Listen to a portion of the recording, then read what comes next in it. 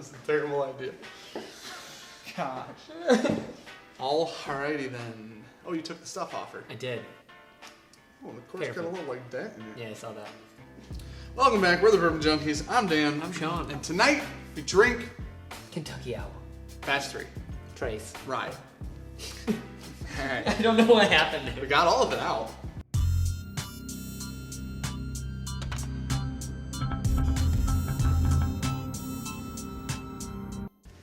Yeah. I don't know what's happening right now. Kentucky Owl Batch 3. Rye. Yeah. We might have taken a little trip to Texas. Might walk down the little bourbon aisle they had. Dan goes, "You see that?" I said, "Yeah, it's Kentucky Owl." He goes, "It's Batch 3." I said, "Oh.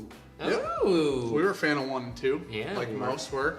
People say that Batch 2 wasn't great, but they also didn't taste it blind, and they're liars. So, Batch 2 was good. There was nothing wrong with Batch 2. Now, I like Batch 1 more. Sean liked Batch 2 more. I did like Batch 2 more. But we tasted them blind, and we were both like, they're so close. Look at, I do like this little change they got on the green on the cork. The green on the cork? So the other one was just... So this is Batch 2. And the cork was cool on Batch 2. It was copper and brown. But now it's got this nice neck tag that goes all the way up and melts right into the topper itself. I Pretty didn't cool. realize how dangerously low 1 and 2 were. Well, stop drinking them so much. I don't. Twice a week? I don't know. I mean, how much are we considering a lot? Only 4 ounces a night of each. Not a big deal at all, dude.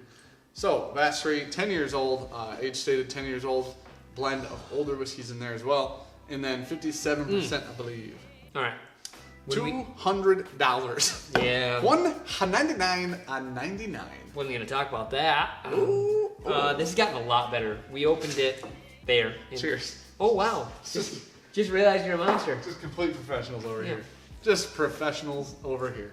Anyways, so when we had first opened this down in Texas, I opened it, was like, that's kind of a major letdown. Ooh, it's all citrusy now. Yeah. I just had it. I was like, it's just overbearing cinnamon. Dude, like, there's not a lot going on. This feels like the least complex out of all of them. Ooh. Now? I just want to keep making that noise. All right, you do you, man. Ooh. Just the whole video is that. B-roll that. Ooh. Play that music. What's that? Like that. Oh yeah, music. Like the porn music. 70s porn music right there. Okay. Dude, it almost doesn't sound real rye. No, like that cinnamon's still there, but it has taken a back seat now. Yeah. There's a hint of grapefruit. Trust me. I'm with it. Sweet. There's like a sweet tangy smell. Orange, yeah. Like it's real citrusy.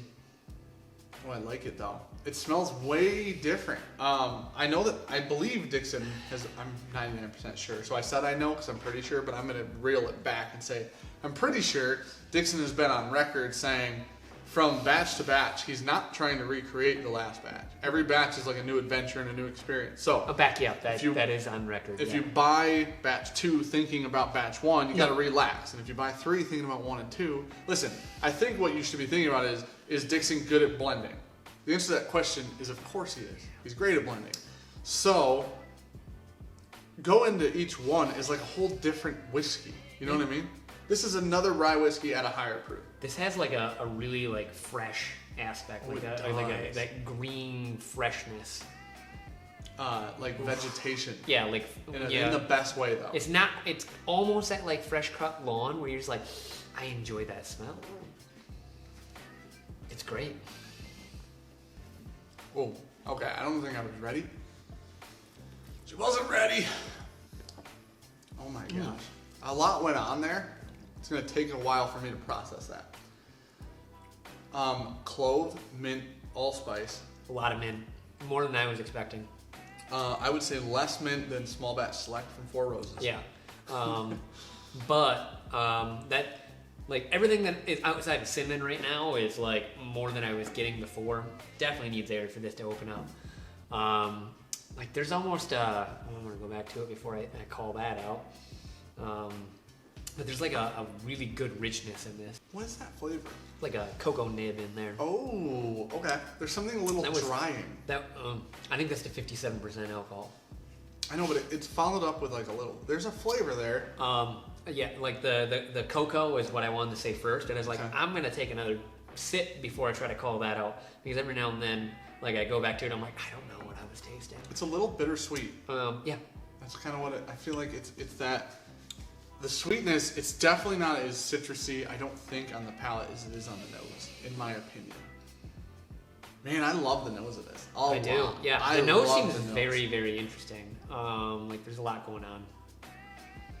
I do enjoy that. Like that fresh greenness. Like I keep going back to. I'm like, man, that is refreshing.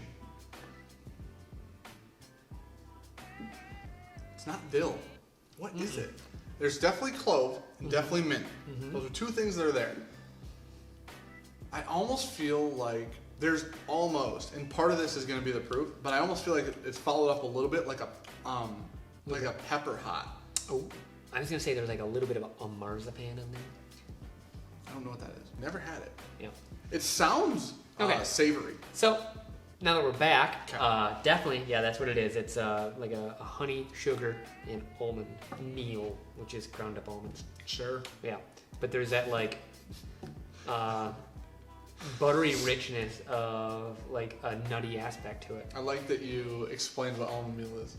For you, not for anyone else. Yeah, but what's the assumption? You don't know what almond meal is? Yeah. Yeah, that's the assumption. No, I'm saying like, if you were like, what is X something meal? I'd be like, is it just a bunch of it ground together? That's pretty much. Do you know what cornmeal is? No, what's that? Yep. I think that I might like the nose a little bit more than I like the palate. I think. I'm leaning that direction. I really like the nose. I think the problem is I think it drinks simpler than it smells. I don't think you get some of like that citrus really doesn't come through as bright as it does on the nose. No. And so like it lets me down a little bit in that aspect. So I'm expecting some flavors that just aren't there. Okay. It is sweet and spicy. Yes. I do like that. Okay, here's the thing. There's the mint leaf. It's a mint leaf. That's for sure what the flavor is. And the mint leaf hangs around the back of your palate. And I think when it gets a little bit drier, that mint leaf is the bitterness that I think you start to get. Because it's not like the artificial, like it's not like chocolate. It's like an actual like mint oil. It's literally that just sits there. Exactly. Yeah. And that part a little bit is slightly overpowering for me. But I think that's the only thing throwing it off for me.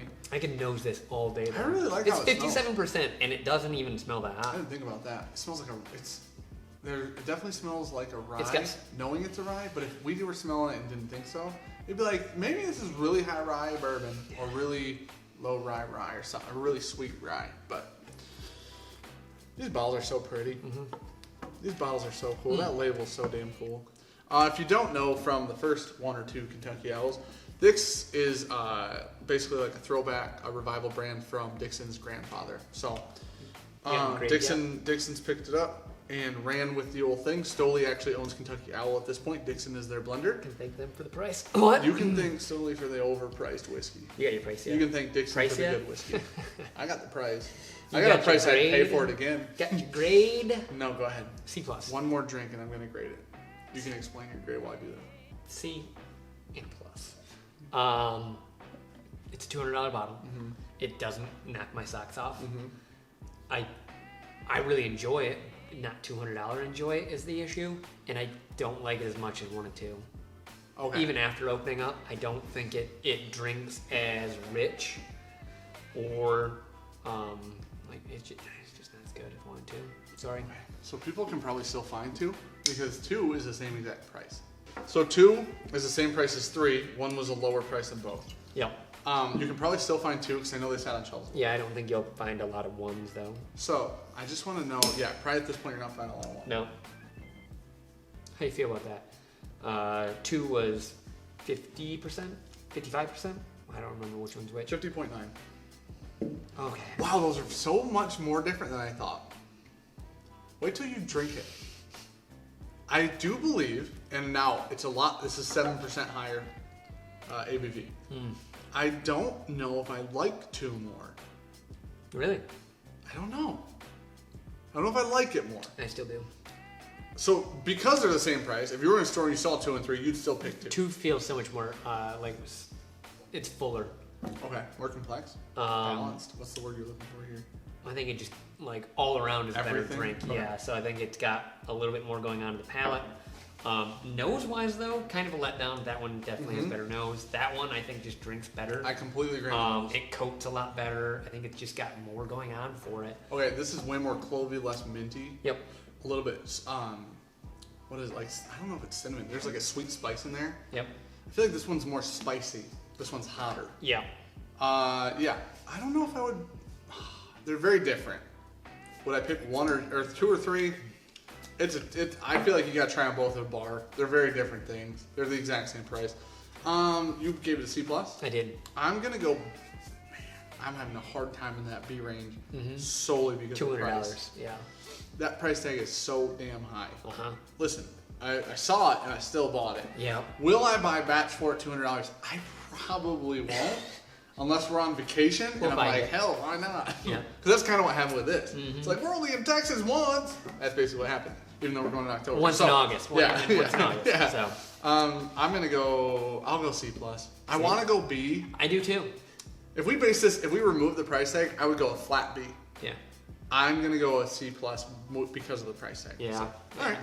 Cool. You good? Yeah. All right. Thank you for watching. Like, comment, subscribe. Ooh. Check out our Patreon. Do You that. get to vote on bottles and stuff. We do we'll do one review a month based on our Patreon votes, stuff like that. That'll be out on Saturdays. There's rewards, Glenn's, Shirts, flasks, stuff like all that over those there. things. Yeah. Links for all that are description below. Yep. Thanks for watching. We appreciate you guys. We're the Bourbon Junkies. Yeah. The I'm proof Dan. is in the pour. We don't say our names at the end. He's Sean. Sometimes we do. Today I we could don't. definitely find a video where we did.